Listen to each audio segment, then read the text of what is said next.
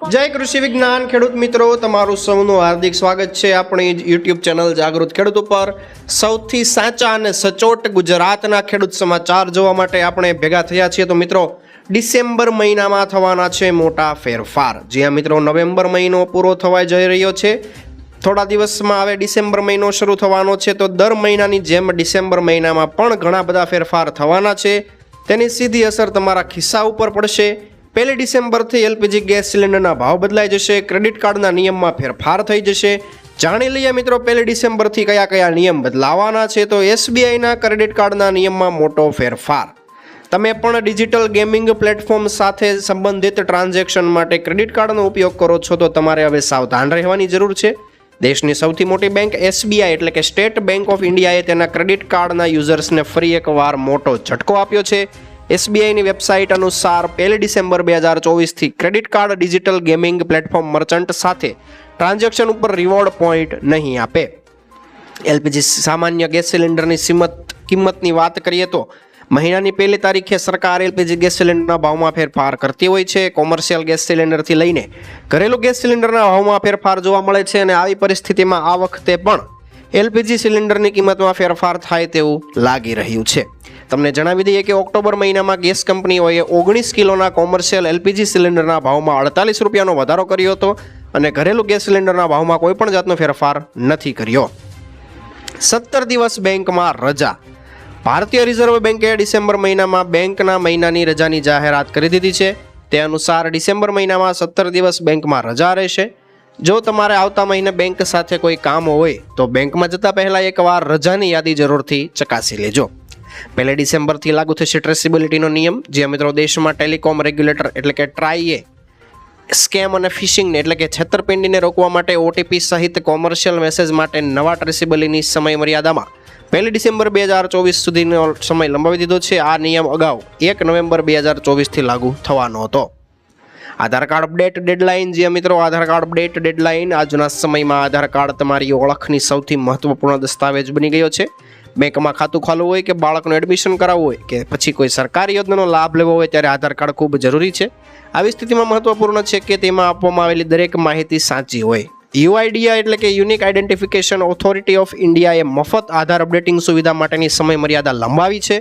આધાર card update કરવા માટેના દસ્તાવેજો અપલોડ કરવાની છેલ્લી તારીખ 14 ડિસેમ્બર સુધી લંબાવવાનો નિર્ણય લેવામાં આવ્યો છે। જન્મ તારીખ સુધારવા માટે નજીકના આધાર કેન્દ્ર ઉપર તમારે જવાનું છે અને નામ બદલવા માટે તમારે ગેઝેટ ફરજિયાત કરવું પડશે।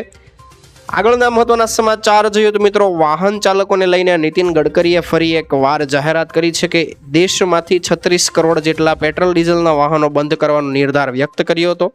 ભારતમાં પેટ્રોલ ડીઝલના વાહનોમાંથી મુક્તિ મેળવવાનું શક્ય છે કે નહીં, તો આના જવાબમાં ગડકરીએ કહ્યું હતું કે 100% તે મુશ્કેલ છે પરંતુ અશક્ય નથી। આ મારું વિઝન છે। તેમણે જણાવ્યું હતું કે ભારત ઈંધણની આયાત ઉપર 16 લાખ કરોડ રૂપિયાનો ખર્ચ કરે છે। નાણાંનો ઉપયોગ ખેડૂતોના જીવન સુધારવામાં અને ગામડાને સમૃદ્ધિ કરવામાં આવશે। રાશન કાર્ડ ધારકોને થશે મોટો ફાયદો। રાષ્ટ્રીય અન્ન સલામતી કાયદો એટલે કે નેશનલ ફૂડ સિક્યોરિટી એક્ટ હેઠળ વધુ કુટુંબોને આવરીને તેમનું રેશનિંગ અનાજ આપી શકાય તે માટે અન્ન અને નાગરિક પુરવઠા વિભાગ ફેરફાર કરવામાં આવ્યો છે। શહેર વિસ્તાર માટે જે કુટુંબનો કોઈ પણ સભ્ય માસિક 15,000થી ઓછી આવક ધરાવતો હોય અને ગ્રામ્ય વિસ્તારમાં માસિક 20,000 રૂપિયાથી ઓછી આવક ધરાવતા હોય તેવા લોકોને અન્ન સુરક્ષા હેઠળ આવરી લેવામાં આવશે। ગુજરાત પુરવઠા વિભાગે આ ઠરાવ જાહેર કર્યો છે। આવકની મર્યાદા 10,000 રૂપિયાથી પરંતુ તેને વધારીને મહત્તમ 20,000 રૂપિયા સુધી કરવાનો નિર્ણય લેવામાં આવેલો છે।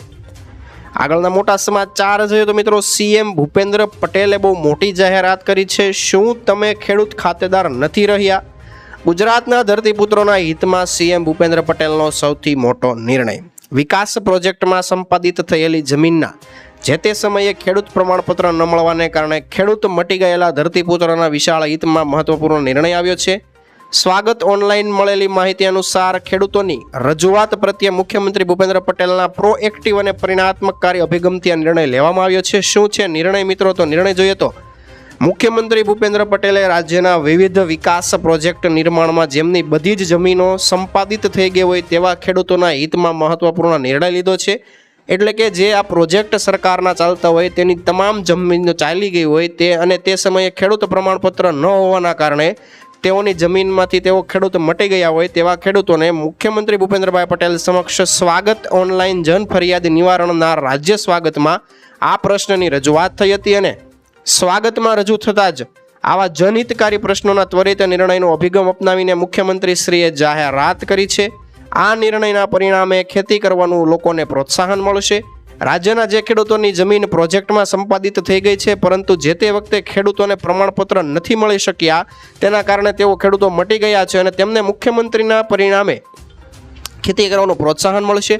આ ઉપરાંત જે ખેડૂતો પોતાના ખાતાના સર્વે નંબર પૈકી બચત રહેલો એકમાત્ર સર્વે નંબર બિન ખેતી કરાવે તેના કારણે પણ ખેડૂત તરીકેનું તેમનું ખાતેદારમાંથી નામ નીકળી જતું હોય તો આવા કિસ્સામાં ખેડૂત પ્રમાણપત્ર મેળવવાની કોઈ જોગવાઈ ન હોવાના કારણે ખેતીની જમીન ખરીદવામાં તેઓ મુશ્કેલી અનુભવતા હતા.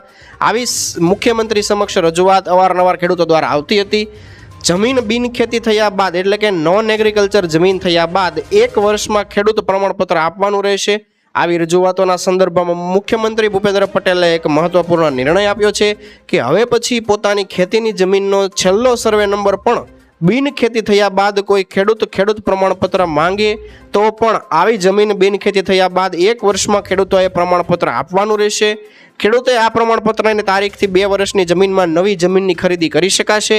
આ અંગેનો ઠરાવ પ્રસિદ્ધ થયાના 1 વર્ષ પહેલાથી આ પ્રકારે બિન ખેડૂત થયેલા અરજદારોને પણ આ નિર્ણયનો લાભ આપવામાં આવશે. પ્રમાણપત્ર મળ્યાના 3 વર્ષમાં જે તે ખેડૂત જમીન ખરીદી કરી શકશે. મુખ્યમંત્રી ભૂપેન્દ્રભાઈ પટેલના નિર્ણય અનુસાર તારીખ 1/5/1960 એટલે કે ગુજરાત રાજ્ય અને અલગ અલગ રાજ્યના તરીકે સ્થાપના કાળથી જ વિવિધ પ્રોજેક્ટમાં ગુજરાતના ખેડૂતોની જમીન સંપાદિત થઈ ગઈ હોય તે સમયે ખેડૂતો પ્રમાણપત્ર ન મેળવી શક્યા હોય તેવા ખેડૂતો રાજ્ય સરકાર દ્વારા ઠરાવ પ્રસિદ્ધ થયાના 1 વર્ષમાં પ્રમાણપત્ર મેળવવા માટે સંબંધિત કલેક્ટર સમક્ષ અરજી કરશે અને અરજી મળ્યા બાદ કલેક્ટર દ્વારા જાતે ખરાઈ કરીને ખેડૂતોનું પ્રમાણપત્ર ઇસ્યુ કરવામાં આવશે. આટલું જ નહીં, પ્રમાણપત્ર મળ્યાના 3 વર્ષમાં જે કોઈ પણ ખેડૂતોને પ્રમાણપત્ર આપવામાં આવ્યું છે તેઓ નવી જમીનની ખરીદી કરી શકશે. આગળના મોટા સમાચાર વિશે વાત કરીએ તો મિત્રો એક મહત્વપૂર્ણ સમાચાર આવ્યા છે. મોદી સરકારની ગેરંટી નિષ્ફળ.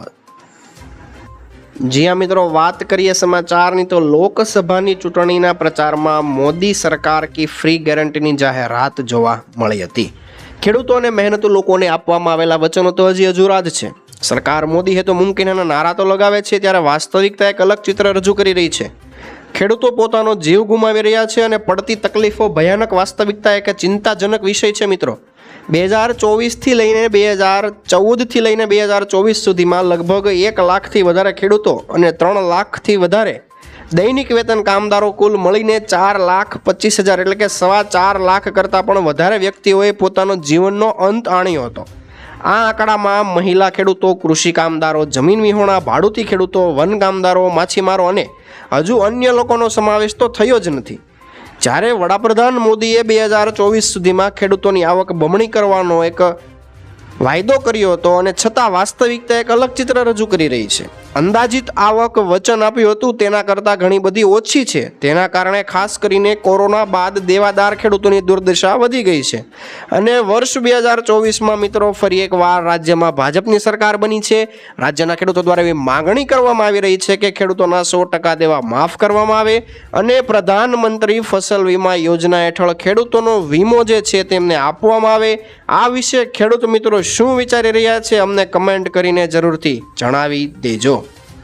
આગળના સમાચાર જોઈએ તો પીએમ કિસાન યોજનાનો લાભ લેવા માટે તમારે આટલા કામ કરવાના છે.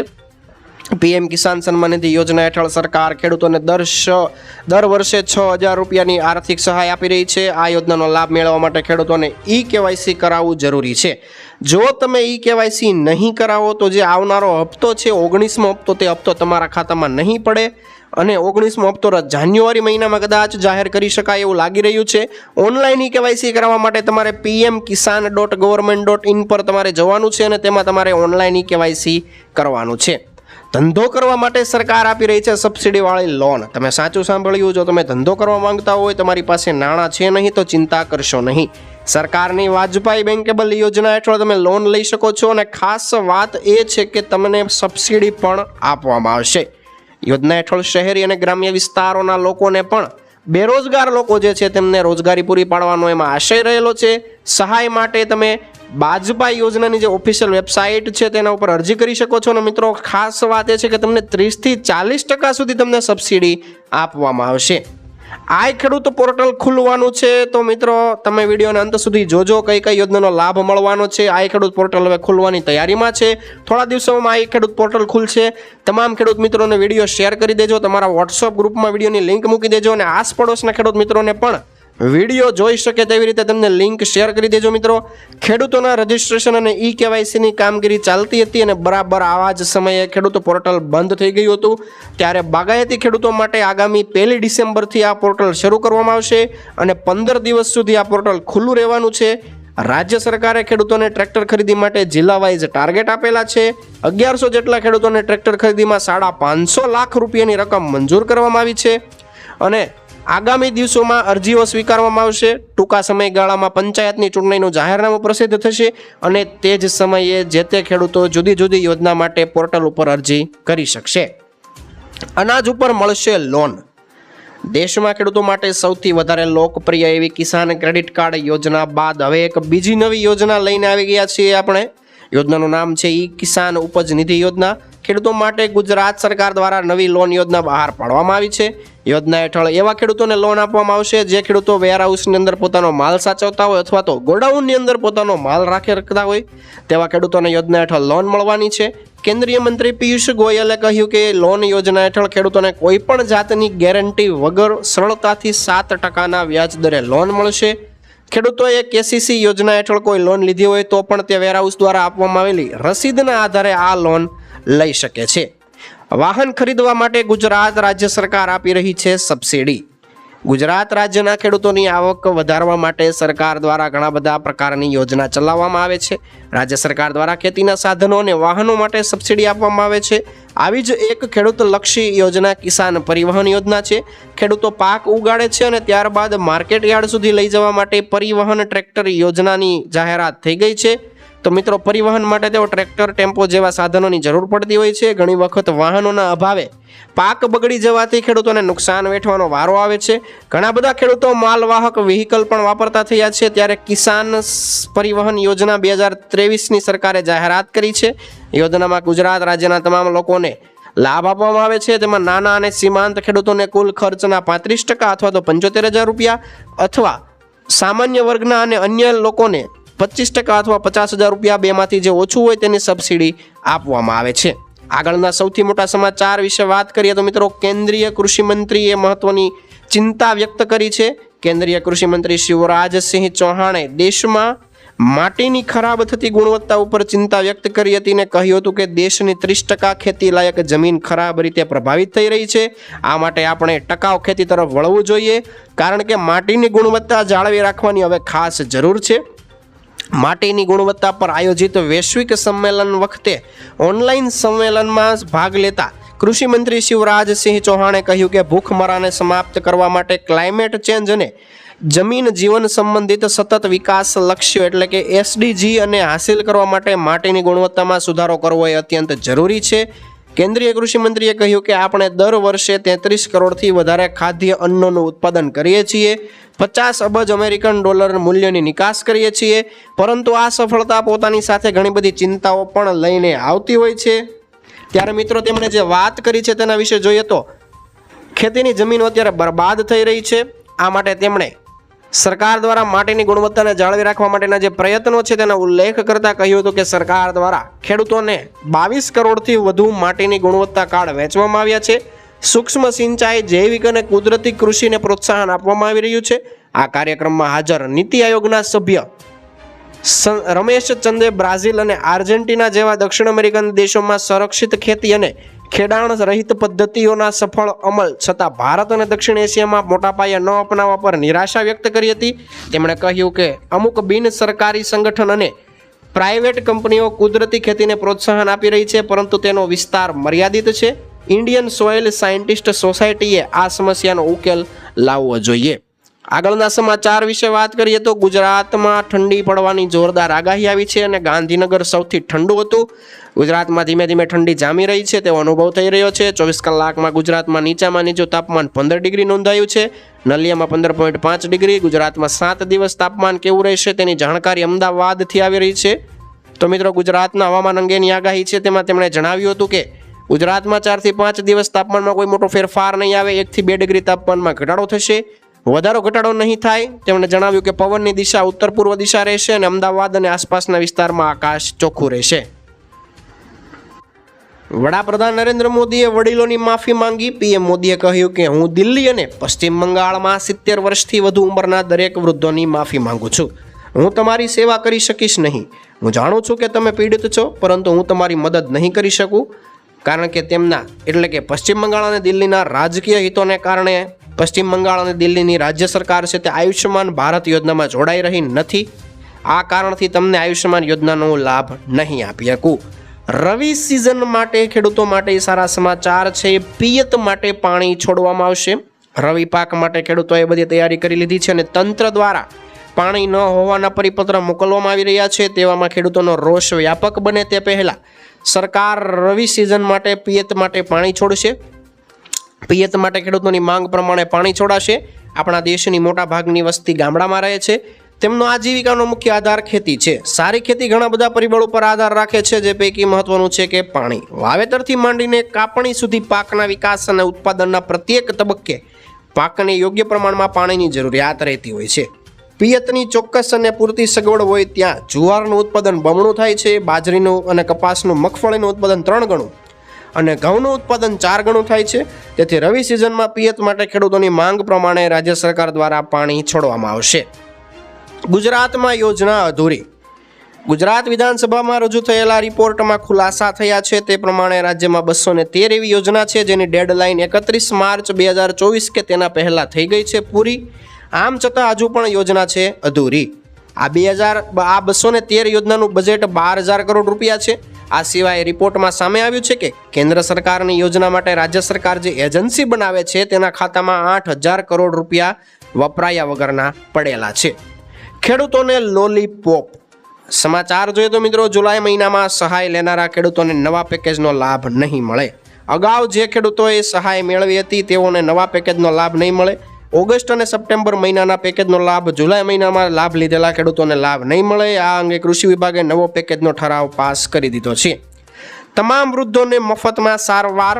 આયુષ્યમાન યોજના હેઠળ 70 વર્ષથી ઉપરના તમામ વરિષ્ઠ નાગરિકોને સામેલ કરવાનું વચન આજે મોદી સરકાર દ્વારા આપવામાં આવ્યું છે. સાથે કહેવામાં આવ્યું છે કે તમામ પાત્રતા ધરાવતા વરિષ્ઠ નાગરિકોને બીપીએલ કેટેગરીમાં નબળા વર્ગના નાગરિકોનો આપવામાં આવ્યો છે. મોદી સરકારે જાહેરાત કરી છે કે જે દરમિયાન આયુષ્યમાન યોજનાને લઈને દાવો કરવામાં આવ્યો છે અને દાવામાં કહેવામાં આવી રહ્યું છે કે વૃદ્ધ લોકોને પણ આયુષ્યમાન કાર્ડ કાઢી આપવામાં આવશે. આયુષ્યમાન યોજનામાં તમામ લોકોને 5 લાખ રૂપિયા સુધીની સારવાર આપવામાં આવે છે. તબેલો બનાવવા માટે મળશે લોન. જ્યાં મિત્રો, ગુજરાત સરકાર દ્વારા આદિજાતિ નાગરિકોને સ્વરોજગારી માટે પ્રોત્સાહન આપવા માટે તબેલા લોન યોજના 2024 લાવવામાં આવી છે. યોજના હેઠળ ગુજરાતના આદિજાતિ નાગરિકોને પશુપાલન કરવા માટે તબેલા સ્થાપના કરવા માટે લોન આપવાનું નક્કી કરવામાં આવ્યું છે. યોજના ખેડૂતોનો આર્થિક સહાય આપે છે, તેથી ખેડૂતો પોતાના વ્યવસાયમાં સ્વતંત્ર બની શકે. યોજનામાં ખેડૂતો લોનની રકમમાંથી 10% રકમ પોતાનામાંથી ભરવી પડશે. બાકીના 4 લાખ રૂપિયા માટે લોન માટે સરકાર 4% વાર્ષિક વ્યાજ ભરવું પડશે. જો ખેડૂતો લોનની સમયસર રકમ ચૂકવી નથી શકતા તો 2% વધારાનું વ્યાજ ભરવું પડશે. લોનની ચૂકવણી માટે 20 ત્રિમાસિક હપ્તામાં ચૂકવણી કરવાની તક છે અને જો ખેડૂત મિત્ર ઈચ્છે તો લોનની મુદત પહેલાં જ સંપૂર્ણ લોન ભરી શકે છે. દીકરીઓને 1 લાખ રૂપિયાની સહાય. ગુજરાત સરકાર દ્વારા શરૂ કરવામાં આવેલી વહાલી દીકરી યોજના હેઠળ દીકરીના શિક્ષણ માટે અને દીકરી સમાજમાં પગભર સન્માનમેન પોતાનું સ્થાન મેળવી શકે તે માટે સરકાર દ્વારા આર્થિક સહાય આપવામાં આવે છે. વહાલી દીકરી સહાય યોજના ગુજરાત સરકારના મહિલા અને બાળ વિકાસ વિભાગ દ્વારા ચલાવવામાં આવે છે. વિભાગ દ્વારા ગુજરાતમાં બાળ અને મહિલા વિકાસ માટે કામગીરી કરવામાં આવી રહી છે. તેના હેઠળ આ સહાય આપવામાં આવશે. વિદ્યાર્થીઓને મળશે 3,000 રૂપિયાની સહાય. જો તમે પણ 12 પાસ છો તો સરકાર તમને આપશે 3,000ની સહાય. યોજનાનો લાભ લેવા માટે વિડીયોના અંત સુધી જોતા રહેજો. તમારા મિત્રોને શેર કરવાનું ભૂલતા નહીં. યોજનાનું નામ છે રોજગાર સંગમ સહાય યોજના. દરેક વિદ્યાર્થી પુરુષ સ્ત્રી બંનેને દર મહિને 3,000 રૂપિયાની વાર્ષિક સહાય આપવામાં આવે છે. યોજનાનો લાભ લેવા માટે તમારે વાર્ષિક 4 લાખ રૂપિયાથી આવક ઓછી હોવી જોઈએ. ઘરમાં કોઈને સરકારી નોકરી ન હોવી જોઈએ. તમારા ઘરમાં કોઈને સરકારી નોકરી નથી અને તમે 12 પાસ છો તો તમે યોજનાનો લાભ લઈ શકો છો.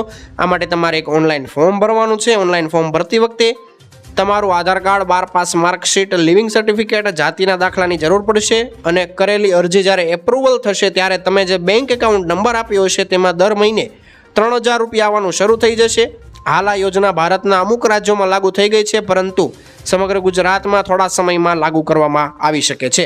તો મિત્રો, આ હતા આજના મુખ્ય સમાચાર. નવા સમાચાર સાથે ફરી એક વાર મળીશું. ત્યાં સુધી વિડીયોને લાઇક કરી દેજો, ચેનલને સબસ્ક્રાઇબ કરી દેજો અને ફરી એકવાર મળીશું. જય કૃષિ વિજ્ઞાન.